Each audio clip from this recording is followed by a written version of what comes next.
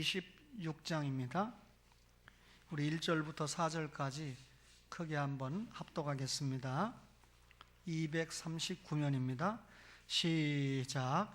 연병 후에 여호와께서 모세와 제사장 아론의 아들 엘르아살에게 말씀하여 이르시되 이스라엘 자손의 온 회중의 총수를 그들의 조상의 가문을 따라 조사하되 이스라엘 중에 20세 이상으로 능히 전쟁에 나갈 만한 모든 자를 계수하라 하시니 모세와 제사장 엘르아살이 여리고 맞은편 요단가 모압 평지에서 그들에게 전하여 이르되 여호와께서 애굽 땅에서 나온 모세와 이스라엘 자손에게 명령하신 대로 너희는 20세 이상 된 자를 계수하라 하니라. 아멘. 창세기, 출애굽기, 또 레위기, 민수기, 신명기를 우리는 모세가 기록했기 때문에 모세오경이다 이렇게 부릅니다.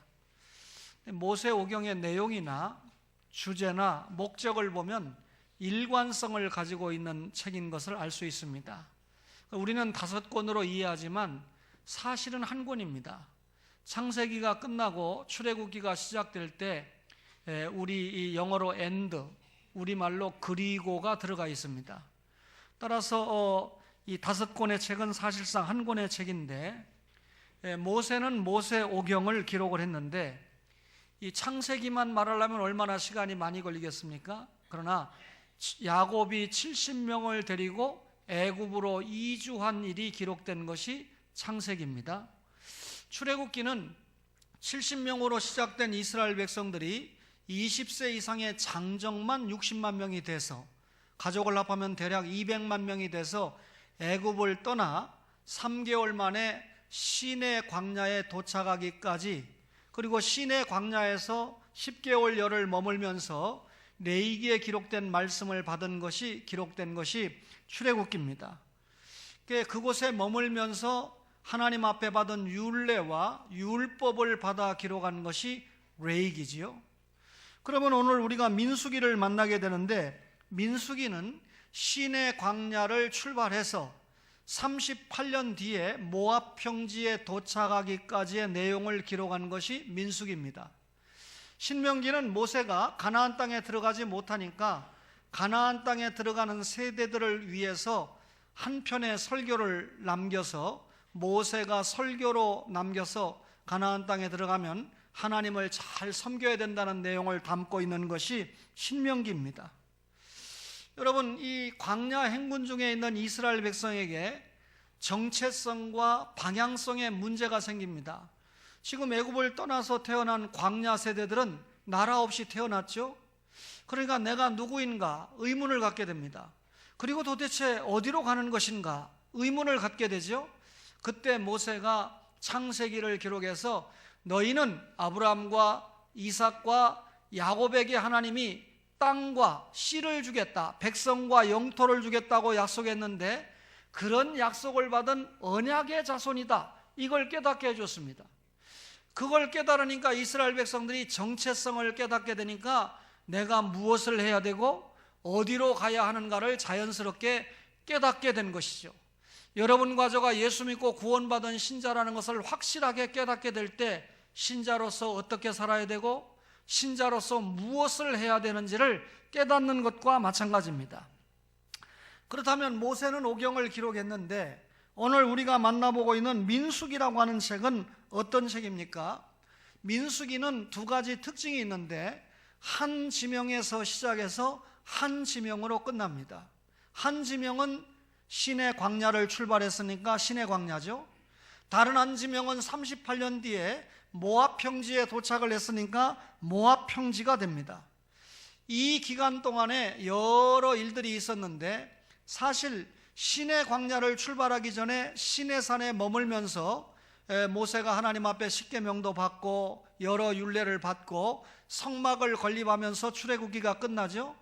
레위기는 예배와 관계된 제사장 직분을 임명하고 제사 규례가 설명되고 하는 이런 것들이 기록된 것이 레위기입니다. 그리고 이제 마침내 시내 광야를 출발해서 38년 후에 모압 평지에 도착하기까지 기록했으니까 한 지명인 시내 광야, 또 다른 한 지명인 모압 평지가 중요하게 등장되는 책이 민수기입니다.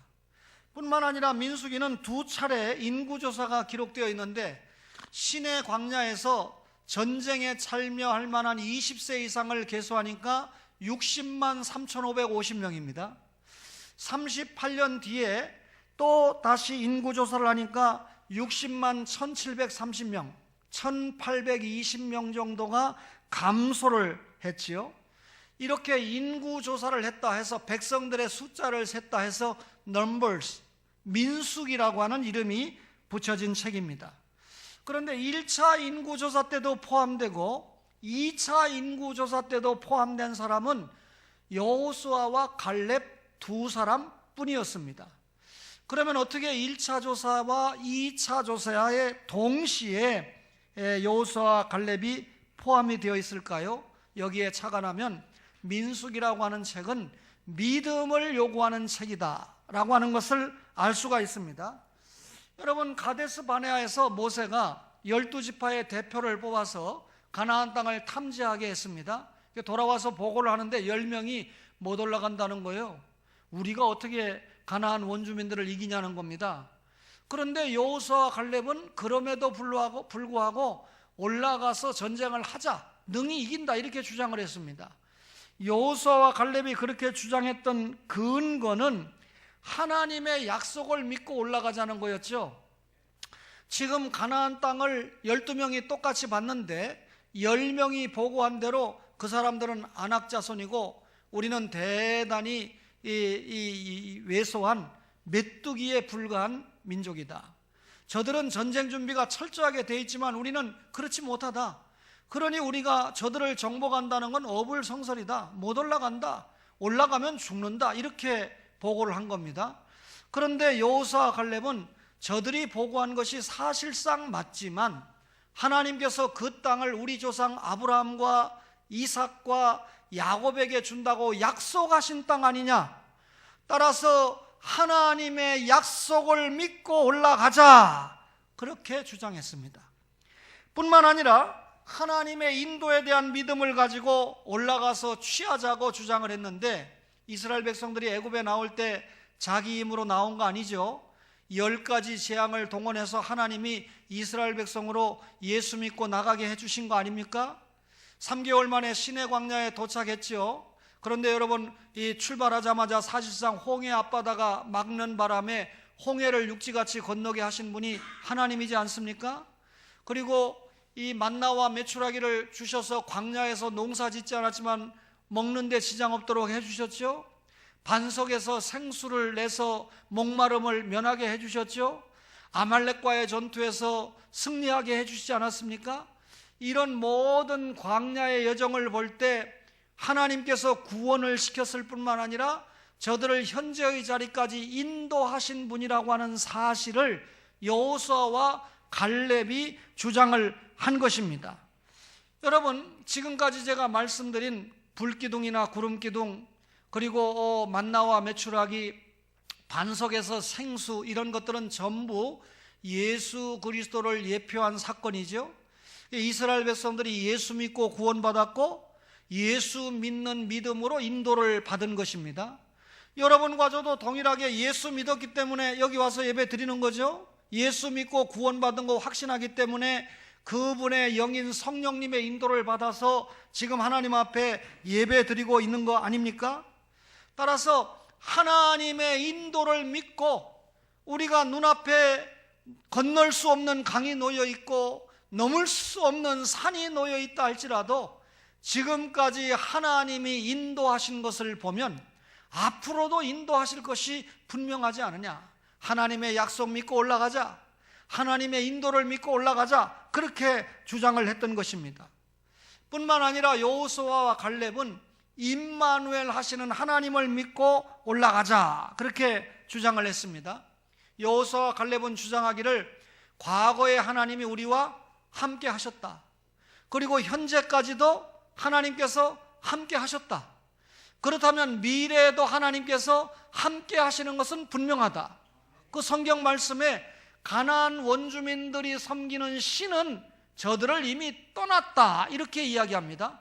저들이 믿는 가짜 신은 떠났지만 우리가 믿는 참신인 하나님은 과거에도 현재에도 함께 하시고 계시니 우리가 가나안 땅을 정복할 때 미래에도 함께 하실 것은 분명하지 않느냐. 이게 믿음이에요. 여러분과 저가 믿음이 뭡니까? 우리 자녀가 대학 합격할 걸 믿습니다. 여러분, 그것도 믿음이라 할 수 있지만 예수 믿는 그리스도인의 믿음은 그런 정도 믿음이 아니고 하나님의 언약에 뭉친 신구약 66권의 말씀을 믿고 하나님이 우리를 구원시키고 지금까지 인도하셨다는 것을 믿고, 그리고 하나님이 여전히 과거와 현재 미래 우리와 함께 하신다는 사실을 믿는 것이 믿음인 줄로 믿습니다. 60만 3,550명이 똑같이 출발을 했지만 믿음이 없었던 그 사람들은 다 광야에서 죽고, 이렇게 믿음을 보였던 여호수아와 갈렙만 살아서 모압 평지에서 인구 조사를 할 때 그 수에 포함이 될 수 있었던 것입니다. 민수기 14장 22절을 제가 한번 읽어드릴까요? 나의 영광과 애굽과 광야에서 행한 나의 이적을 보고도 이같이 10번이나 나를 시험하고 내 목소리를 청종치 아니한 그 사람들은 내가 그 조상들에게 맹세한 땅을 결단코 보지 못할 것이요, 또 나를 멸시하는 사람들 하나라도 그것을 보지 못하리라. 오직 내 종 갈렙은 그 마음이 그들과 달라서 나를 온전히 쫓았은즉 그의 갔던 땅으로 내가 그를 인도하여 드리리니 그 자손이 그 땅을 차지하리라. 여호수아와 갈렙같이 믿음을 보인 사람만 가나안 땅에 들어가고 10사람의 정탐꾼의 보고를 받고 불신앙의 모습을 보인 사람들은 10명의 지도자와 함께 광야에서 다 죽고 하나님께서 약속하신 땅에 들어가지 못한다, 그 말이죠. 신의 광야를 출발한 60만 3,550명이 다 거의 다 죽고 여호수아와 갈렙만 살아서, 여러분 2차 인구조사에 포함이 된 것은 그가 권력이 있어서도 아니고 그가 지혜가 있어서도 아니고 그가 잘생겨서도 아니고 그가 하나님에 대한 믿음, 하나님의 언약을 믿었고 또 하나님의 인도를 믿었고 임마누엘 하시는 하나님을 믿었기 때문에 이렇게 이 여호수아와 갈렙은 모압 평지에서 만날 수 있었던 줄로 믿으시기를 바랍니다. 오늘 설교 제목이 모압 평지에서 만나자. 그러면 깨달아야죠. 여러분과 저의 모압 평지는 연수구 동촌동이 아니었습니다. 여러분, 연수구 동촌동은 우리에게 주어진 신의 광야였습니다. 이제 이곳에서 훈련받고 출발해서 결국 어디에서 만나야 됩니까? 모압 평지에서 만나야 됩니다. 모압 평지에서 만나서 하나님께서 맡겨준 일, 광야 40년 헤매는 거 다 끝났죠? 그러면 이제 젖과 꿀이 흐르는 땅을 쟁취해서 그곳에서 하나님을 마음껏 기쁘게 하는 일들을 감당해야 되지 않습니까? 여러분, 민수기는 믿음을 요구하는 책인데 여호수아와 갈렙을 통해서 하나님이 얼마나 믿음을 요구하는가를 알았죠. 1차와 2차 인구조사가 이를 반증하는데, 여러분 1차 신의 광야에서 인구조사를 할 때는 부모 세대의 수가 다 조사가 됐죠. 38년 뒤에 2차 인구조사를 할 때는 불신앙했던 부모 세대는 다 죽어버리고 광야에서 태어난 자녀 세대들과 여호수아와 갈렙만 계수된 거 아닙니까? 그러니까 주로 자녀 세대들의 인구가 포함된 조사입니다. 그런데 60만 3,550명, 60만 1,820명, 결국은 어떻게 됩니까? 숫자가 거의 비슷하지 않습니까? 여러분, 그렇다면 인구가 늘지 않았다는 거죠. 사실은 38년이 지나면 인구가 늘어나야 되는 것이 정상이지 않습니까? 12지파 가운데 시므온 지파에 대해서 조금 이야기를 해보면요, 시므온 지파가 1차 인구조사를 할 때 59,300명이었습니다. 그런데 2차 인구조사, 그러니까 38년 뒤에 인구조사를 할 때 22,200명이었습니다. 참 목사님 참 이상합니다. 어떤 교회는 교회 가면 주일날 복 좀 받으라고 그러고 예수 믿으면 행복이라고 이런 설교해서 참 기쁜데 뭐 인구조사가 어떻고 이렇게 제 말이 아니고 하나님의 말씀이잖아요. 그죠? 어떤 신학교에서 저에게 설교 요청이 오면 가지 말래요. 어떤 친구가 왜 설교 요청을 받는 곳에는 내가 뭐 민주당이 됐든지 무슨 당이 됐든지 내가 복음을 전하는 곳이라면 가리지 않고 내가 가는 사람인데 설교하러 왜 달라는데 왜 가지 말라고 나의 가름을 막아서는 거느냐. 그러니까 목사님들이 설교하고 돌아가면 반드시 학생들이 평가를 한다는 거예요. 저 목사님은 참 설교를 기가 막히게 잘하시네, 성경 해석을 잘해서 전하네, 저 목사님은 성경 한 구절 읽고 딴소리만 하네. 학생들이 평가를 한다는 거예요. 그러니 이 신목사가 설교를 해서 100명의 신학생이 들었을 때 100명이 다 만족하면 좋겠지만 한두 명은 딴소리 하는 친구가 있다는 거죠. 여러분, 세상에 신재철 교수의 강의 평가에 신재철 교수의 목소리가 적어서 우리가 잘 듣지 못한다라고 쓴 친구가 2명이 있으니 야네들은 참 죄송하지만 거짓말도 그런 거짓말이 없잖아요. 제가 마이크 없어도 목소리가 크지만 그 많은 교수들 가운데 마이크를 끼고 강의하는 사람은 저밖에 없습니다. 알겠습니까? 그런데 신재철 교수의 목소리가 작아서 강의를 제대로 듣지 못한다라고 쓰는 그런 사람이 있으니 제가 설교를 해도 한두 명은 은혜가 안 된다. 그러면 은혜가 안 된다는 그 소리가 들릴 때 자기가 상처가 된다는 거죠. 그러니까 자기가 졸업할 때는 제가 설교하러 안 왔으면 좋겠다라고 얘기해서 제가 어젯밤부터 굉장한 고민에 지금 빠져 있습니다. 여러분, 하나님의 말씀이니까 전하는 거예요. 여러분, 하나님의 말씀이니까 제가 인구조사 했다는 얘기도 하는 거고, 이 인구조사가 뭘 요구하는지 여러분들에게 가르쳐 드리고 하나님의 뜻을 전해야 될 거 아닙니까? 시므온 지파가요 1차 때는 59,300명인데 2차 때는 22,200명이니까 몇 명이 줄었습니까? 37,100명이 줄었어요. 엄청나게 줄었죠. 그러면 시므온 지파가 인구가 늘기는커녕 왜 이렇게 많이 줄었느냐 할 때는 민수기 25장을 읽어보면 모압의 바알에 부속된 자들이 바로 시므온 자손이었기 때문에 그래요. 우상 숭배에 춤을 추었던 지파가 시므온 지파입니다. 그래서 하나님께서 아주 불신앙의 모습을 보였던 시므온 지파의 자녀들을 24,000명이나 연병으로 죽게 했던 것입니다. 하나님의 심판을 받은 거죠. 여러분, 모압의 미혹에 이 시므온 지파의 지도자들이 넘어가서 그 자손이 크게 감소한 것입니다. 따라서 예수 믿는 성도들이요 어떤 지도자를 만나느냐 하는 것이 대단히 중요하고요, 또 하나 이 사건을 통해서 하나님이 요구하시는 것은 믿음이다. 여러분, 모압의 시므온 지도자들이 이 바알 부올에 속한 우상 숭배에 빠졌기 때문에 하나님이 연병으로 심판한 거 아닙니까? 그러니까 신앙을 가지고 있다면 하나님이 축복하지만 불신앙의 모습을 보였기 때문에 하나님이 약속대로 심판해서 저들이 사망한 거 아닙니까? 자, 가나안 정복이 여호수아를 통해서 끝나게 되죠. 7년 동안 정복전쟁하고 가나안 땅을 분배를 합니다. 그런데 어떻게 분배하죠? 지파별로 12등분을 했습니까? 아니잖아요. 지파가 가지고 있는 인구수에 비례해서 아주 공정하게 땅을 분배했잖아요.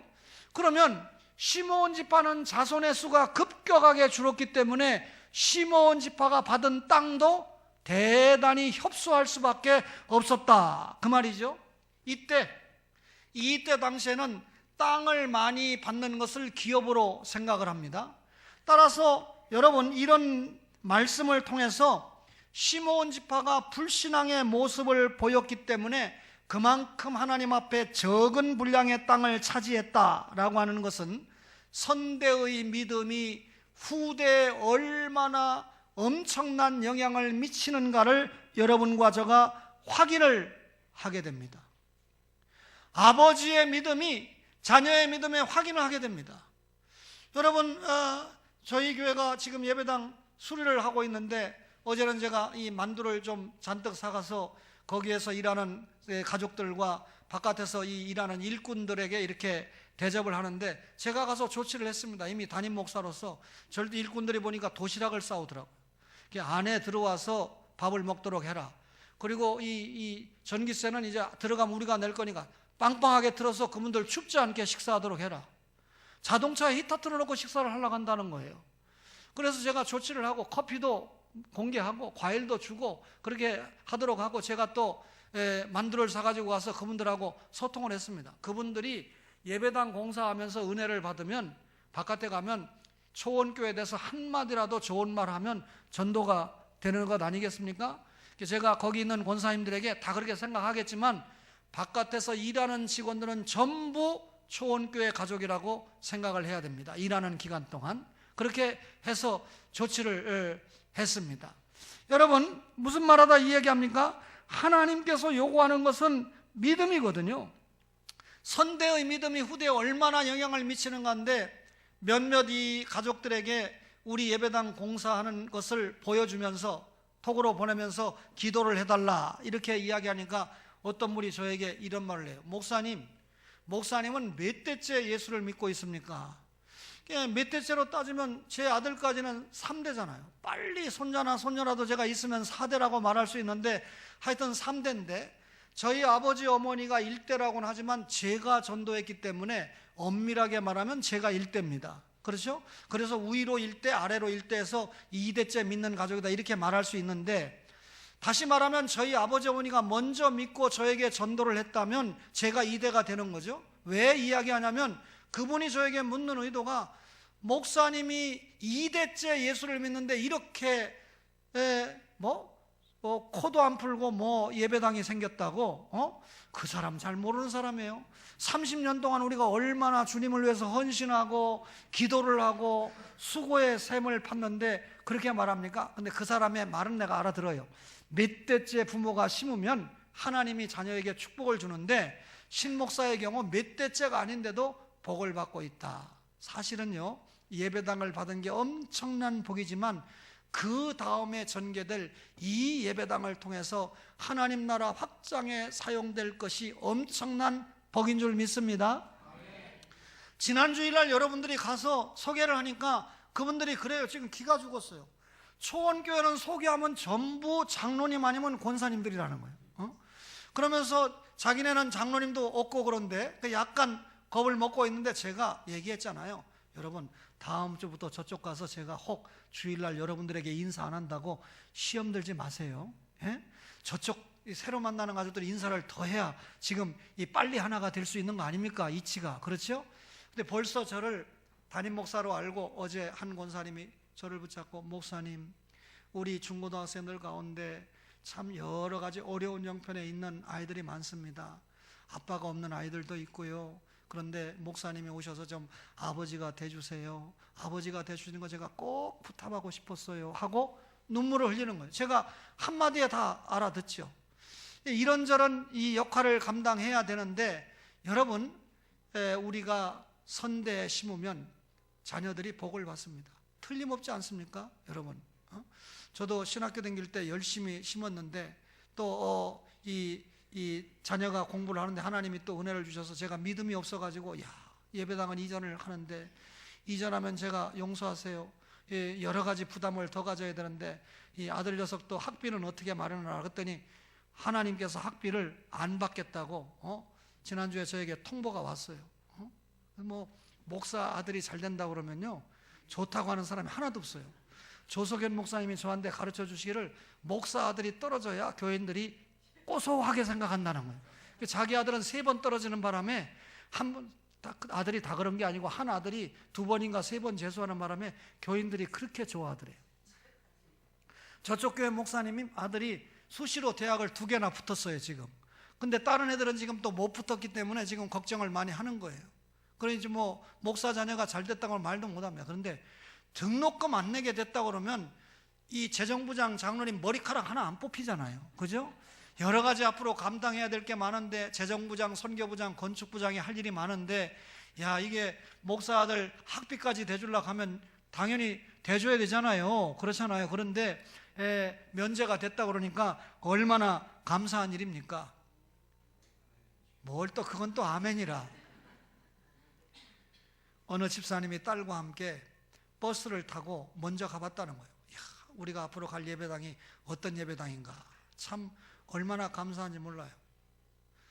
오늘은 식사를 하러 온 한 권사님이 오셔가지고 목사님 이제 새 예배당으로 가시려고 그러니까 참 기도도 많이 하시죠 하면서 위로를 합니다. 그래서 저한테 준 위로가 이렇게 어렵고 목사님이 힘들 때 저희들이 더 열심히 하는 게, 근데 식사에 대해서는 약간 걱정을 하더라고요. 혼자 이제는 뭐 40-50명 정도가 아니라 저쪽이랑 만나면 70-80명분의 식사를 준비해야 되니까 구역에서 감당을 한다고 하지만 실질적으로 감당하는 분들이 한두 분밖에 안 되는 경우가 많으니까 약간 염려를 하는 것 같아서 제가 이미 기도를 끝냈어요. 오해하지 마세요. 현희숙, 김명자 권사, 우리 교회에서 제일 오래된 분들이죠. 한 구역으로 묶는다. 또 김영옥, 허명자 권사님 한 구역으로 묶는다. 그래서 이렇게 권사, 여기에 권사님들이 묶이는 구역은 저쪽에 와서 샘플로 보여주면 되는 겁니다. 보니까 어제 박연섭 집사님하고 함께 방문해서 여러 가지 이 구상을 하고 있는데 저쪽에서도 벌써 식사 준비를 해요. 걱정을 해요. 저쪽에 구역이 2구역밖에 없기 때문에 한 달에 2번씩 식사 준비를 했다는 거예요. 근데 이제 저희들까지 오니까 약간 걱정을 해서 벌써 어제 가셨던 한 권사님이 우리 권사에 통해 가지고 성탄절에는 우리가 하겠습니다. 23일 주일은 그쪽에서 하니까 성탄절에는 우리가 하겠습니다. 그리고 마지막 주간에는 정 없으면 제가 취임 기념으로 제가 돈을 내고, 우리 저쪽에는 짜장밥이 제일 좋대요. 학생들이 많아가지고. 그래서 우리 집사님을 통해서 짜장밥을 준비하겠습니다. 그리고 이제 1월 달부터 정상적으로 1구역부터 이렇게 돌아가면서 하도록 하겠습니다 하니까 아주 기뻐해요. 모든 것이 믿음으로 되기를 바랍니다. 제가요 들어보니까 쓰러지려고 그래요. 우리는 우리대로 또 하는 얘기가 많죠. 저쪽 분들은 저를 또 만나니까 또 자기 또 이야기들이 많죠. 그러니까 이 얘기 저 얘기를 들어봐서 조합하면 쌈밖에 안 나겠어요. 그래서 제가 기도하기를 안 되겠다. 이제 가서 오늘 모압형제에서 만나는 설교를 듣는 분들은 다 믿음이 있는 분들이니까 저분들은 이제 새로 만나는 성도들과 목사를 보면서 어떻게 여러분들이 움직여지는가를 보면서 이렇게 처신합니다. 그게 믿음입니다. 따라서 한때 여전도회 남전도회 회장 총무 목사가 임명한 적이 있었죠. 지금 서로 모르니까 목사가 목회를 해야 되니까 새로 가면 권사에도 새로 내가 조직하고 여전도회 남전도회 회장도 내가 임명을 해서 이제 하나 둘 새로운 교회의 모델을 다시 써가야 되겠다라고 하는 생각을 해보고 있습니다. 이런 설교를 듣는 여러분들이 먼저 믿음으로 응해 주시기를 바랍니다. 앞으로는 절대 할 수 없는 설교지만 저분들이 볼 때 아니 신목사님 설교를 20몇 년 들었다고 그러더니 앞선 것도 하나도 없네 이렇게 돼버리면 제가 새로 만나는 성도들을 만나서 목양해 가기에 굉장한 걸림돌이 될 수밖에 없습니다. 저분들이 가만히 보니까 이 동촌동에서 오신 분들이 이렇게 하는구나, 믿음으로 이렇게 하는구나, 이렇게 하는구나 할 때 자연스럽게 동화가 돼서 주님의 교회는 하나의 교회로 일치월장 뻗어갈 것 아니겠습니까? 가나안 정복이 끝났을 때 이 땅의 분배 내용을 보면 선대의 믿음이 얼마나 중요한가. 1, 2차 인구조사를 통해서 시므온 지파가 이렇게 급격히 줄어들었는데도 불구하고 전체로 보면 1820명밖에 줄지 않았습니다. 여러분 왜 그렇습니까? 60만 대군이 전쟁을 해야 되거든요. 출애굽기 12장에서 나올 때 여호와의 군대가 나왔다고 그랬죠. 가나안 7족속과 전쟁을 해야 되는데 광야에서 이들이 불신앙의 모습을 보였다고 그래서 이 인구가 급격하게 줄어들었다고 그러면 여호와의 군대가 약화가 될 거 아닙니까? 따라서 하나님께서 저들의 불신앙에도 불구하고 군사의 숫자는 적절하게 유지를 시킨 은혜를 우리가 볼 수 있게 됩니다. 40년을 사이에 둔 2차례의 계수 사건은 오늘 우리에게 뭘 요구합니까? 믿음을 포기하지 말라. 하나님이 약속하신 것은 뭘로 받을 수 있다? 믿음으로 받을 수 있다. 여러분, 기업은 하나님의 선물이지만 그것을 받을 수 있는 것은 믿음이다. 축복은 하나님의 선물이지만 그것을 받아 담을 수 있는 것은 믿음의 그릇이다, 그 말이죠. 광야 교회입니다. 이 광야 교회 어간 동안에 여기는 천상교회가 아니고 지상교회니까 얼마나 많은 영육간의 어려움들이 많이 있습니까? 우리가 여기까지 왔는데 어려운 난관이 있다고 애굽으로 돌아갈 수는 없습니다. 과거로 돌아갈 수는 없습니다. 모압 평지에서 만나서 반드시 요단강을 건너 적과 꿀이 오르는 가나안 땅까지 가야 하는 것이 여러분과 저의 믿음이고 사명인 줄로 믿습니다. 이미 영적으로 우리는 애굽을 떠났습니다. 신의 광야를 출발했습니다. 우리는 60만 3,550명 속에 포함되어 있었습니다. 그런데 나중에 계수할 때 60만 3,550명에서 1,820명이 줄었던 그 숫자에 여러분과 저가 포함이 되어야 됩니다. 다시 말하면 여호수아와 갈렙이 포함된 것처럼 우리가 포함이 되어야 되는데 2차 인구조사에도 포함이 되는 비결은 무엇입니까? 믿음입니다. 그렇죠? 여러분, 여기에서 약 4km가 되지 않는 곳에 갑니다. 한때 부천에 있는 한 좋은 교회가 우리 교회와 합동을 하자, 예배당 다 준비가 돼 있죠. 여러분의 목사를 담임 목사로 하자는 조건이죠. 그런데도 부천까지 간다고 그러면, 부천도 부계동과 경계인 부천이가 그렇게 멀지 않지만 우리 장로님들이야 문제 없지만 여러분들이 그것까지 간다는 건 너무 어려운 일이었기 때문에 우리가 포기를 할 수밖에 없었습니다. 그러나 이곳은 부천도 아니고 인천입니다. 그리고 여러분, 이곳에서 아주 가까운 곳이고 예배당까지 건립이 잘 된 곳이기 때문에 더군다나 우리가 그렇게 기도했던 승강기까지 있으니까 얼마나 감사한 일입니까? 여러분, 초원의 기도를 언급을 했는데 사명을 감당하는 예배자가 많게 하여 주옵소서. 권사가 많고 장로님이 많다는 건 사명 감당을 한다는 뜻 아니겠습니까? 10명 이상의 10교회 이상 개척교회, 미자립교회를 후원할 수 있게 해달라. 또 10명 이상의 선교사를 후원하게 해달라. 5명 이상의 진리의 신학자를 섬길 수 있게 해달라라고 하는 기도가 저희들에게 한동안 지속되었습니다.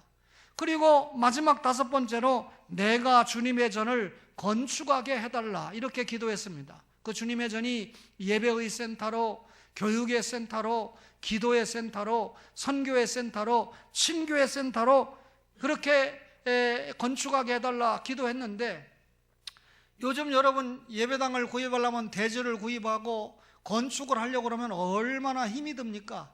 여러분들이 지난주에 방문한 이 교회는 230평 대지 위에 약 380명의 건평으로 지어졌기 때문에 대충 이 건축을 한 장로님들이 어림짐작해도 30억 가지고 짓기 어렵다는 겁니다. 40억 가지고도 제가 볼 때 힘들어요. 어떤 교회든지 건축을 시작해 놓고 오면 추가로 훨씬 더 많이 들어간다는 겁니다. 그리고 또 업자를 잘못 만나면 또 어려운 일을 만나기도 하고, 그런데 우리는 어려운 일을 만날 일이 하나도 없습니다. 이미 다 지어져 있고 또 이 예배를 드릴 수 있는 시설도 기본적으로 갖춰져 있어서 우리가 들어가면 좀 수가 늘어나기 때문에 우리가 사용하던 성구를 가지고 가서 이쪽 저쪽 배치만 해놓으면 바로 예배를 드리고 교육을 할 수 있는 축복의 장소로 하나님께서 마련을 해 주셨습니다. 어린아이들이 예배를 마치고 나면 뛰어놀 장소도 없어요. 어디가 있을 장소도 없는 것이 현재 우리의 형편인데, 그곳에 가면 아마 김동숙 집사님이 아들, 딸 찾으려면 1시간은 돌아다녀야 됩니다. 얘네들이 어디에 있는지. 그러니까 뭐 이 공간을 효과적으로 사용하는 데 있어서도 너무나 좋은 조건을 가진 예배당을 허락해 주셨지요. 다만 우리가 이 예배당을 정리하고도 그 좋은 예배당을 봤는데 우리가 조금 부담해야 될 부분이 있지 않습니까? 그 가족들이 저 예배당을 다 건립해 놓고 지금까지 살아오는데 성도들이 없잖아요. 감당이 안 되니까 어느 분이 한 2억 원 정도를 한꺼번에 드린 게 아니라 이렇게 저렇게 해서 한 성도가 2억 원 정도를 헌금을 했답니다. 그래서 이자도 맞고 이렇게 했답니다. 그리고 이제 일반 이 성도 가운데는 한 분이 일시에 6천만 원을 들여서 역시 막아왔답니다. 그러나 거기까지가 끝이에요. 더 이상 뭐 이자만 낸다고 교회가 되는 게 아니잖아요. 목사님도 사례를 받아야 먹고 살 수 있고 선교도 하고 노예비도 내고 구제도 하고 그래야 되는데 이런 게 안 되니까 좋은 교회가 와서 이 교회를 맡아줬으면 좋겠다 하는 그런 생각 가운데 그 이단한테 팔으면 50억을 준다는 겁니다. 요새 교회들이 안 되면 이단한테 팔고 가는 교회들 많잖아요. 인천에서 제일 오래된 감리교회도 이단에게 팔아가지고 지금 이 지탄을 받고 있는 거 아닙니까? 그렇잖아요. 따라서 이 목사님은 그런 유혹을 전혀 받지 않고 선배 목사가 담임하는 이 교회에 합병을 하게 해서 우리가 이 교회 운동을 잘 할 수 있도록 토대를 마련했으니까 얼마나 귀합니까? 그러나 그들이 감당하다 못한 이것은 우리가 감당을 해야 되는데 그 교회는요, 가보시면 알지만 매주일 오후에 헌신 예배를 드렸대요. 매주일 오후에 헌신 예배를 드려서 그 나온 헌금을 가지고 이자 내고 이렇게 했답니다. 건축이 어려우니까. 그리고 권사님들이 늘 수정과 만들고 식혜 만들고 김치 만들고 해서 파는 거예요. 옷 장사하고 어떻게 해서라도 좀 돈을 만들어 가지고 교회 이자에 좀 도움이 되게 하려고. 이거 우리가 가면 장로님이 4분이나 계신 교회 아닙니까? 그래서 이제 이런 그 힘을 전도하고 성경 공부하고 기도하는 데 쏟도록 해줘야 안 됩니까? 그래서 우리가 지금까지 30번 건축구자 헌금을 작정했는데 한 구자가 10,000원이잖아요. 그리고 개인별로 작정을 했잖아요. 그래서 여러분의 목사도 한때는 100구자까지 했다가 지난 올해는 30구자, 한 달에 30만 원씩 했는데 또 이번에 새로 저렇게 하나님께서 새로운 축복을 주시니까 구자를 훨씬 늘려서 오늘 작정을 했습니다. 여러분, 한 번의 부담, 영적인 부담은 주님께서 여러분에게 주시는 축복이라고 생각합니다. 금년 한 해 동안에 우리가 가서 내년 2019년에 얼마나 기초를 잘 닦느냐에 따라서 초원교회의 새로운 향방은 새롭게 나타나게 될 것입니다. 따라서 여러분들이 외식 한번 줄이고 또 바깥에 먹는 커피가 얼마나 비쌉니까? 3잔 먹을 것 한 잔으로 줄여서 여러분들이 한 달에 10,000원이면 한 구자, 한 달에 2만 원이면 2구자가 되는 거죠. 현재 여러분들이 시행하던 건축 구자에서 조금 더 믿음을 발휘해서 작정을 해 주심으로 우리 초원교회가 거기 가서